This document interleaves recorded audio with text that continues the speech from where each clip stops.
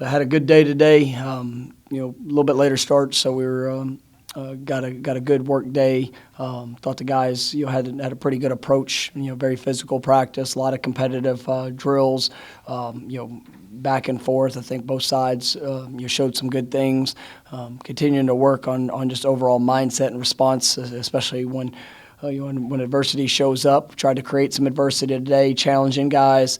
We're still not there yet. We got some work we have to continue to do, but I think our guys are understanding the why, and that's one of the things that we're working on each and every day. They've got to continue to believe in themselves that when things become challenging, when things become difficult, your response is what's going to determine the outcome, and it's not just what we're doing in this game. It's going to be that will serve them well for the rest of their lives and in every situation. And so I think they are definitely growing. Today kind of marks the end of our camp. We're going to really have more of a focus on Georgia Tech here when it comes to schematically, but still, it's going to come down to our development, our fundamental approach and just overall mindset in all situations. We've got to continue to develop that in every aspect. But I thought it was a good 3 weeks. We're 2 weeks away from kickoff. Got a lot of work we have to continue to do, but I think our guys are definitely growing. First question will be Kurt Weiler from Tallahassee Democrat. Hey, Coach, how's it going? Going well, Kurt. How about yourself? I'm doing well, thank you. You talked about, I guess, the extra week. I guess how important was that extra week where, most years you would have kind of had to probably start prepping this week where you kind of maybe integrated some stuff with the opponent, but how much of a difference do you think it makes having a third week where the focus can kind of be fundamentals before you kind of switch to game prep? Yeah, I think it was a necessity, especially with missing out on all the spring practices and a lot of those things that would have probably helped in our development. It was important that we got that extra week so that we could have really twofold. One, the fundamental approach, but also some of the installation of what we want to accomplish, being able to work in different situations. And so we're going to continue to be a work in progress. Leading up to kickoffs, there's still going to be some things that we need to implement and install. But I think for the majority of the things that we needed to get done, we were able to accomplish that during that extra week. And I like where we are.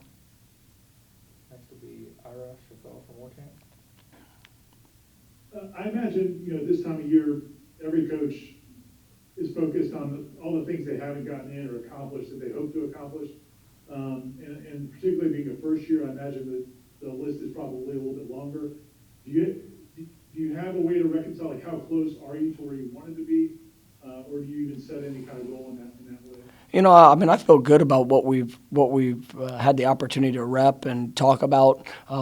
Now it comes down to the execution in those situations. We can, that's something that sometimes there's years in the making of understanding the situation, playing with confidence, being able to go out there and respond to what we see. Guys can have a great sense of the play call, the defense, the blitz, the special teams call that we have. But when the moment shows up, you got to be able to go out there and have 11 guys execute it to the best of their ability and have a confidence in that. And so we've been through a lot. There's still some things that we had a couple situations that showed up today that it would have been absolutely costly in a game. I'm glad it showed up in practice, but at the end of the day, if we don't get that corrected, and if guys don't understand the importance of some of the decisions that they make throughout, then it will cost us. And so it's a continued growth process. I've seen that throughout my coaching career, just where you have to have the baseline standard of what we're trying to do, build upon that foundation. But the more opportunities you get to rep it, the better you're going to be. And so that's something we're working towards. Next will be Seminoles from Knowles 247. Hey, Mike, when you guys have a physical, competitive practice like you did today, are there guys, a select group of guys who are stepping up as tone setters, ones who are kind of embracing that aspect of practice, the physical competitiveness part? Yeah, I'll tell you a guy that I've really been pleased with, and Josh Kando, I think, has just continued to elevate his game.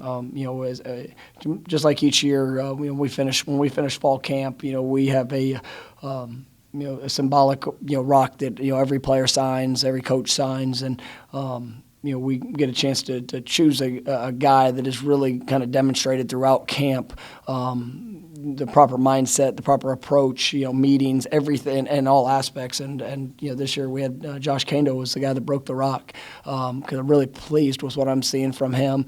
I like, there's a lot of guys that are doing a really nice job. I mean, on both sides of the ball. With that, I think, when you look at Jay Sean Corbin, LaDamian Webb, those guys coming in, at the running back position, both being a little bit older guys. I like what I'm seeing from them.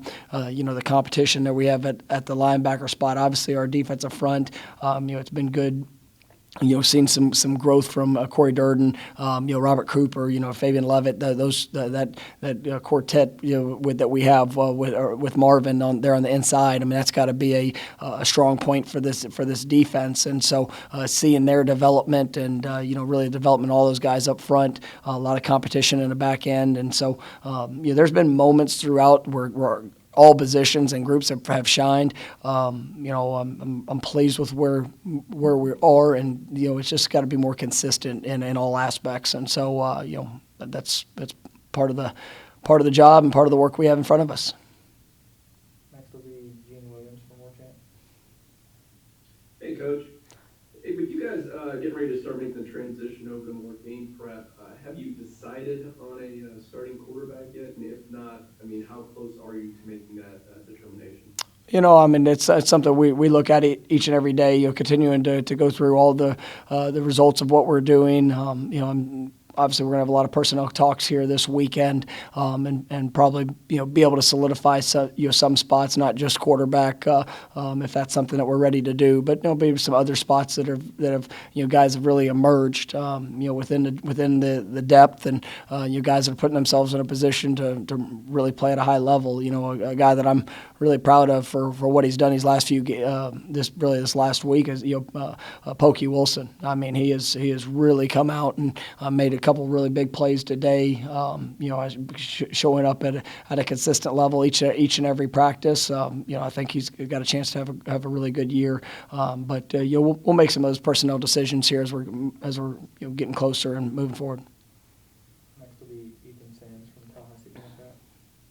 All right, Coach, we talk a lot about the physical maturity needed to play the game, but I want to touch on mental health and mental strength. How mentally taxing was it to enter into a new place and then not get the opportunity to make those in-person connections with your players and coaches in the spring? And how have you kind of grown with that throughout the beginning of fall camp? Well, the mental aspect of it, I think we probably had an opportunity to grow, in a unique way, maybe even more, because it was such a necessity with guys having to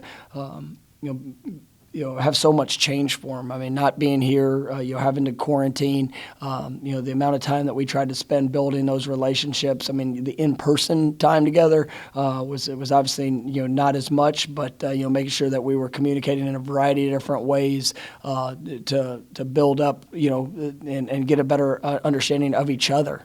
Is something that every week, throughout the quarantine, all the way till we started camp. I mean, I was sending either a personal video to our guys, or sending them a text message, or with some aspect of growth in the mental mindset, or just our overall approach to things, and maybe some of it philosophical to who we are as a program, but then some of it just personal. And because I think it was important for them, even though they weren't around me every day, for them to get that message from a big picture approach. And our coaches, I thought, did a great job.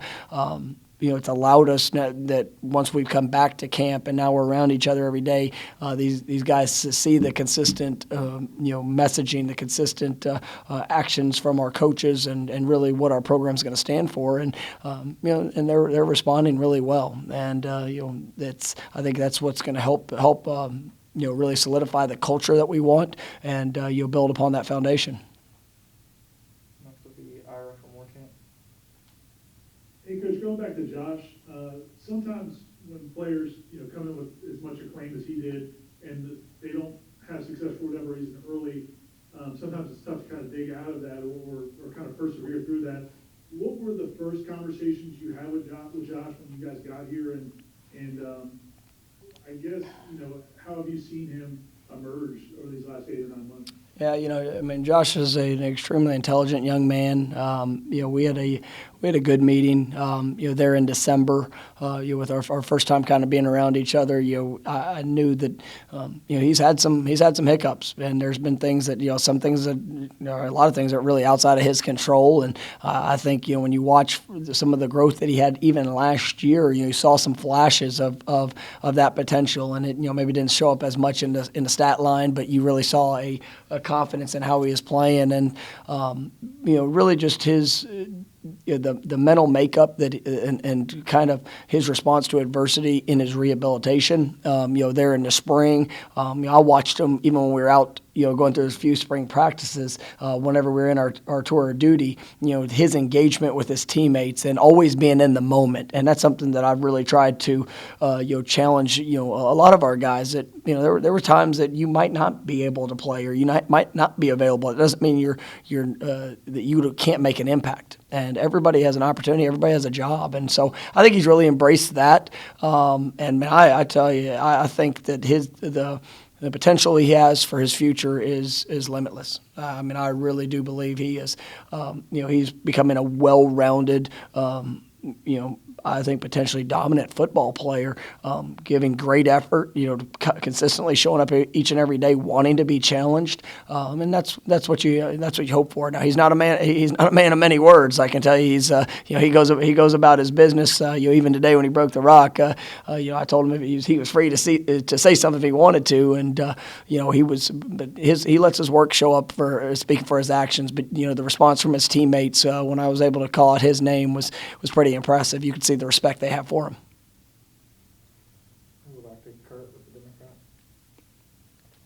As the focus turns to Georgia Tech, I guess from what you've studied so far, what stands out about them? And I guess how weird is it going into the first game of the year not having kind of the spring game footage to be able to kind of get a preview of what this team is going to look like? Well, what you talking about for our team? Yeah, so I mean, looking at our football team, we've had a couple scrimmages to get a sense, but we haven't had the game type atmosphere with a spring game. So I mean, it's going to be going into game one. We're going to have to truly rely on the little things, the fundamentals, the discipline. This is you're playing a Georgia Tech team that's in the second year with their coaching staff. Coaching staff that's had a lot of success throughout their career. I was actually in the same league. With Coach Collins when he was at Temple. We never had the opportunity of playing each other, but I got a chance to see his team play quite a bit. Throughout ever since the schedules come out, we've been able to do a lot of background, as a coaching staff. Going back through the last 3 years from Temple to Georgia Tech, really evaluating personnel and overall just general study of schemes and things like that. But they're in their second year of the transition that we're in, and the physical development, the confidence of what those guys are playing at. They had some good wins last year, and that confidence that they're going to bring into year two with what their expectation is something that they're going to come out. They're going to start fast, and we just need to make sure that we're focusing on ourselves, going out there and playing to the best of our ability in all that we do. And it doesn't really matter who we play. I mean, that's going to be our mindset moving forward, to control the things that we can control, preparing ourselves to the best of our ability, and we get an opportunity to play the game. We got to go execute at a very high level. Next will be Seminoles from Norvell 247. Mike, I wanted to follow up on the rock. So can you elaborate? Like, is it an actual physical rock, or is it metaphorical? And have you done that previously for the preseason? Yes, sir. It is actually a physical rock. I mean, I don't know the size of it, probably 12 by 12. I mean, maybe a little bit bigger than that, but it's something that we do to symbolize, all different stages of our year. And, because I think so many times kids get caught up with the end in mind, and, really you got to focus on the day, the stage that we're in, whether it's tour duty, whether it's spring practice, summer conditioning, now fall camp, and then every game of the season. And so, we'll have that type of mindset and approach of trying to be the best version of us in the moment. And so, like I said, it's something that I've done as long as I've been a head coach, and something that I believe in. And like as I told our guys, when you sign your name to something, and that's a commitment. And when those guys go out there and whether it's before a game or here wrapping up a fall camp, that I'm putting my name that, man, I'm going to get everything that I have moving forward to help this football team. And these guys, that name that they carry, it represents so much more than just what they're doing here. It represents the story of how they got here. It's the people that have helped be along the journey with them. And so when they sign that name, that responsibility to go out there and actually do what you say you're going to do is important to me. And when you accomplish that feat and that objective, then when we get to smash that rock, I mean it's kind of just a physical stamp that your job well done, and now we get to move to the next step. All right, last question will be back to Ethan from the Democrat. When each one of you is taking significant icons from us too soon, has the life that Kobe Bryant or Chadwick Boseman led influenced the way that you coach? Or does that drive home your statement that you tell your players about getting better every day, 1%?